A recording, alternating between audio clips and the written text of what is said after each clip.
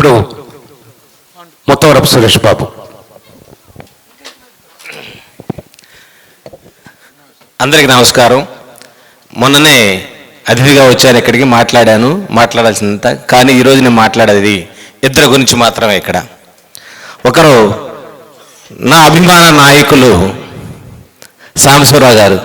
సాంబశివరావు గారి గురించి నేను ఎప్పుడు కనుక్కుంటూనే ఉంటాను. నేను హైదరాబాద్లో ఉన్నప్పటికీ, ఎడ్లపాడు ఉన్నప్పటికీ, ఇక్కడ వీరనపాలెం బుచ్చి చౌదరి కానివ్వండి, అనంతరం కానివ్వండి, ఎద్దనపూడి కానివ్వండి, గన్నవరం కానివ్వండి, గంగవరం కానివ్వండి, పర్చూరు కానివ్వండి, అందరూ నా మిత్రులే.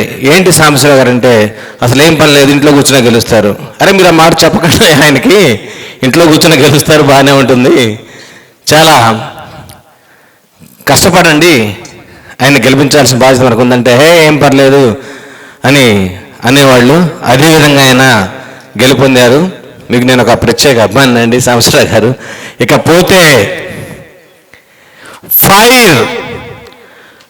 ఫైర్ బ్రాండ్ అంటే తేజస్విని. విజయవాడ అమ్మవారు ఎంత గట్టివారో సోదరి తేజస్విని కూడా అంతే గట్టిన.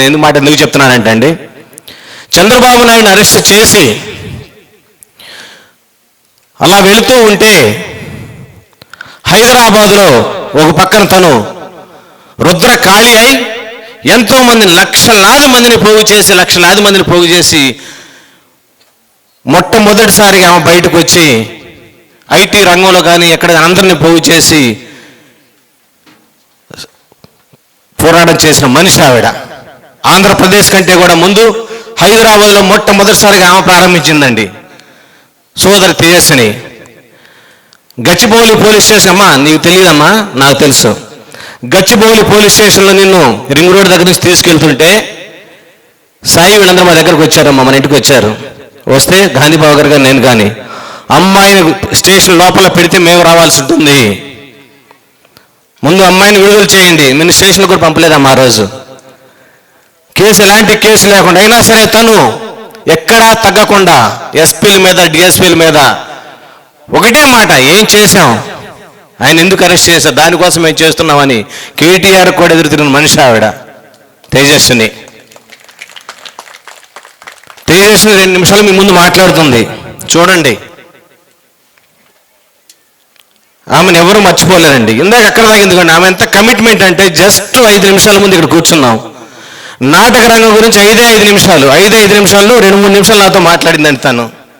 అసలు నాటక రంగం అంటే ఏంటి, అసలు ఎటు నుంచి ఎటు వెళ్తుంది, ఒక్క 5 నిమిషాల్లో కాసి వడపోసిందండి ఆవిడ. అవగాహన చేయబడి అంత గొప్ప మనిషి ఆవిడ. వెంటనే అంది ఆవిడ, అన్నా టచ్లో ఉండండి, ప్రతి పరిషత్తుకు 2 లక్షల రూపాయలు వచ్చే విధంగా నేను ప్రయత్నం చేస్తాను, ఆల్రెడీ ఫండ్స్ ఉన్నాయి, సమయానికి రాకపోయినా లేటుగా డబ్బులు వస్తాయి అని తన నాటక రంగం కోసం ఇప్పుడు ఇక్కడ కూర్చొని మాట్లాడింది. అంత గొప్ప కమిట్మెంట్ ఉన్నటువంటి తేజస్విని. మీకు చాలామంది ఫ్యాన్స్ ఉన్నారమ్మా, చాలామంది ఫ్యాన్స్ ఉన్నారు. తను కూడా ఇంతటితో ఆగకుండా రాజకీయాల్లోకి వచ్చి గొప్ప మంత్రిగా సేవలు అందించాల్సిందిగా మనస్ఫూర్తిగా కోరుకుంటూ,